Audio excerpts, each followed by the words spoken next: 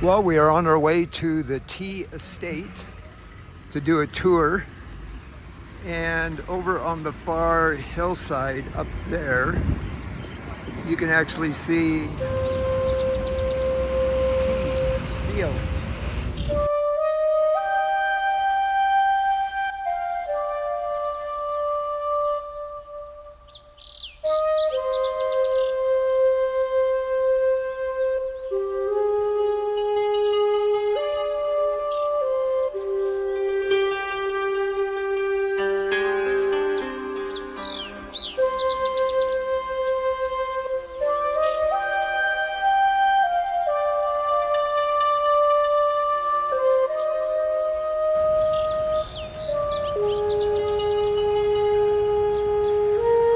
Okay, my first visit to a tea plantation, or not plantation, estate and factory.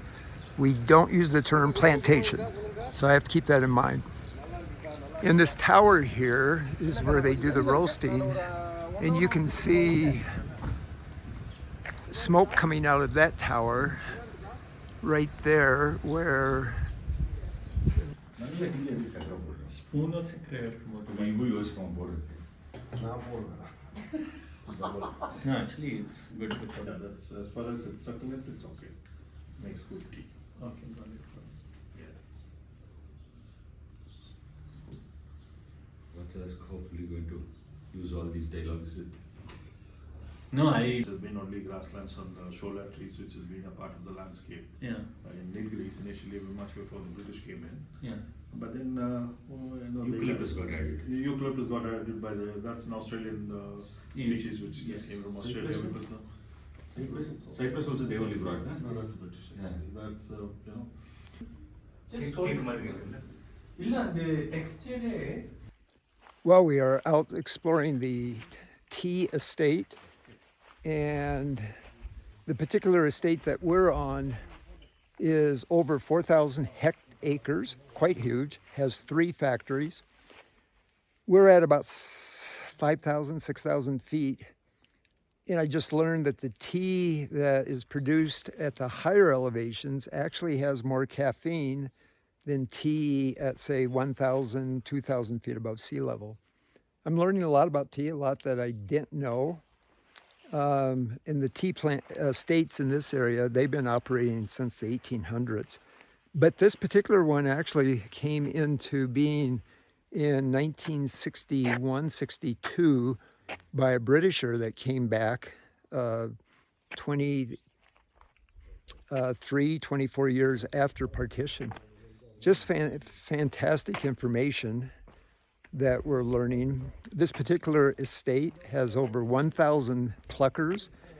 In the tea, they are taking the tea leaves off year round. It's not a seasonal operation. The 1,000 pluckers on this estate are working year round, and it does not include the workers in the factories that are doing the fermentation process, the smoking process, all of the other processes, the withering, and the tea leaf selection. This gentleman here is the gentleman that is taking us around and giving us more information. And he's been wonderful giving us the information. You're recording? I'm recording. Okay, yeah. And your name is? Yeah. Tea came in to Nilgiris almost 193 years ago. Okay, there was a doctor by the name of Christie. When he started off, like he was on a horseback going around all these places when he found camellia growing in all these parts of Nilgiris. Then he thought it was a good idea to get some tea seeds from China. And those days it was shipped out. By the time it has taken almost 2 years for the tea seeds to reach Ooty. By the time Dr. Christie had passed away. So they were left with, some seeds, and they didn't know what to do with it. And later on, they formed a committee, and the first tea seeds were planted. They made a small nursery, and it was planted in a valley called Katy Valley in Nilgiris. And that's how tea came into these parts of Nilgiris. And the first plantation was Tiashola, and it was called Jail Totem, which means they used the Chinese prisoners of war to plant tea plants out there. Wow. So it is as old as that, and the whole economy of the whole district is only tea. And so 193 years ago. Yeah, it's 193. Wow, that's fascinating. Thank you very much. And I'll probably ask you more questions later on. Yeah. That wherever that green thing is. Okay. ಇದು 50. In there. 56. 58. These are all tea plants growing on this hillside. The greenhouses are for flowers. It has nothing to do with tea, but it's surrounded by tea. And I just found out the yield per acre. It's pretty incredible, the number I was just quoted. 100,000 rupees per month per acre for the tea. Amazing. Conditions, dry conditions, it can withstand. These plants can withstand. And when they're actually cutting the tea leaf, what do they cut? When they pick, Yeah, and just two leaf and a bud. Yeah, this. and do As I they? told you, no, this is succulent. We can pick only this. Oh, only the Yeah, succulent. this succulent leaf. Yeah. That Okay, makes your tea, okay, then that's it. and this makes your white tea. This part alone. Okay, This alone is your white tea. nice. Okay. Thank you. Well, we are in the middle of a tea estate, and I've just learned that this is also an area where elephants migrate through the tea estate, and they have different trails and even roads that the elephants stay on, and they don't go out trampling through the tea plants themselves. I'm going to show you in a second. We have one person or a couple of people actually working, plucking tea right now, but they're at a distance. I don't know if you can see them. So in that location, there's two people working and plucking leaves. And the leaf selection, I just showed that, but the leaves can be just the sucklings. And that's just something I learned. It's not the bigger leaves. And they're coming through and plucking whatever they need. And I'm just getting an idea of a concept of the size of this estate and 4,000 hectares. It's huge. We've been driving on windy roads, but to get to this location from where the factory was, where we started, it's taken about 45 minutes. And we're just seeing a little part of it. Pretty amazing.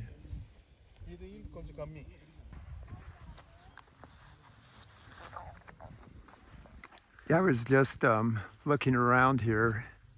I'm in the middle of a tea estate. Tea plants are all around me. And it's pretty interesting. I just learned that the tea plants, the flower, the blooming of this particular tea plant is every 12 years.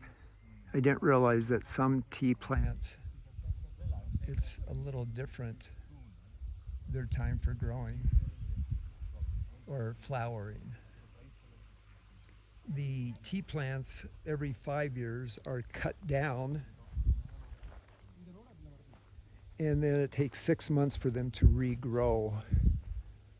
So from what I'm learning, this tea industry is quite lucrative in the sense that there's not a long waiting time. They're growing year-round. It's not seasonal, and they're plucking continuously.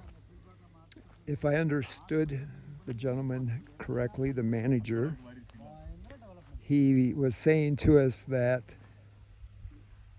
1 hectare of tea is producing 100,000 rupees per month for the estate. So that'd be 10 times. I'm going to have to do some math and figure it out. But again, this is just a wonderful tour, and it's a tour that you won't get on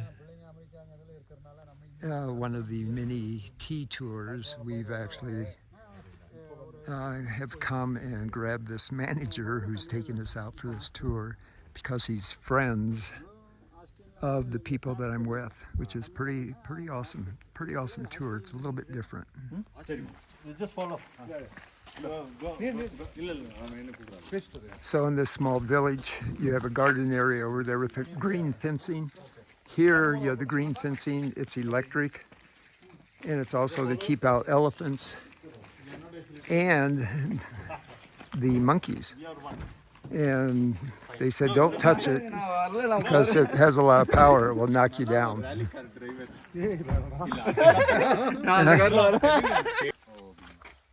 I'll show you that. This also.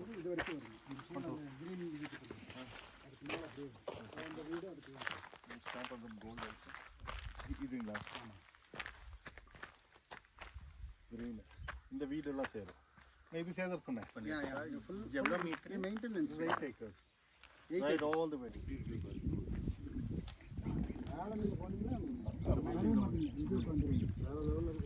It's hard to get the concept from a video like this, the size of the tea estates, and they're everywhere. It's amazing on these steep hillsides. Pretty incredible. I wanted to show this again. This is a tea plant. Every 5 years, the tea plants will be cut down to here. It takes 6 months to grow back, and then for 5 years, it'll be producing, and then it will have that 6-month period. And then the tea leaves are up at the top, the sucklings up here, and that's what's plucked and put into the tea bags. It seems like a simple process, but obviously I haven't come out here, and I'm not coming out here to pluck tea leaves. Every 25 to 30 years, they will recycle the entire field and have to give some fallow time to the crop before planting it in tea. I don't know how long it stays fallow, and I don't know if it does that at all tea estates or if that's just a technique they're using here. Also, I've always wondered how you get to the tea leaves, but I've noticed there's different paths. Here's one of the trails going up, and then there's trails here so that a plucker can reach all of the tea bushes or tea leaves. Now I'm going to rejoin the group up here. But again, this is a little trail going between sections where the tea pluckers can work. I was hoping to see a group of tea pluckers. I've seen them at a distance, but not at close up. I'm not sure if we will.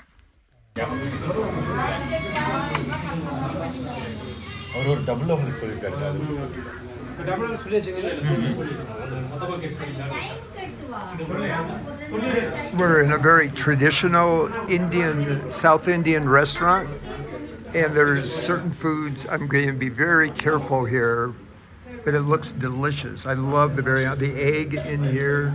And then egg, what's this? That's chicken. Chili chicken. Oh, that's red chicken. No, it's called chili chicken. Yeah, chicken. Because of the chili gets in color. It looks good. You mind? Yeah, it's good. The chai, the tea is here, and the milk's here. It's very good. This is a small village, and the village is all concrete, and look at the green tea fields out there. I just thought the contrast was pretty interesting.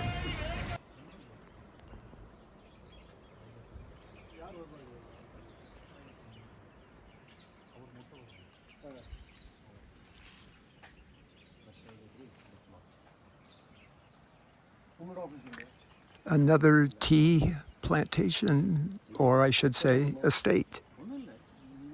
our second one of the day. I've come to realize that people living and running these tea estates are living a very good life here in India. And from what I'm understanding is they're making a lot of money, which there's nothing wrong with that. It's just pretty interesting. Low maintenance, low investment, and high returns.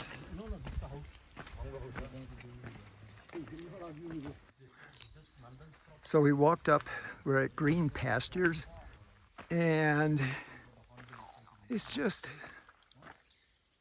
incredibly beautiful. It's hard to see through these trees here, but this is all a tea estate and tea plants all through this steep terrain. You know, the tea pluckers, they have their workout every day. They're coming through and finding different places where they're working. Here's the trail going up right here. And then they can access the tea plants. Quite beautiful.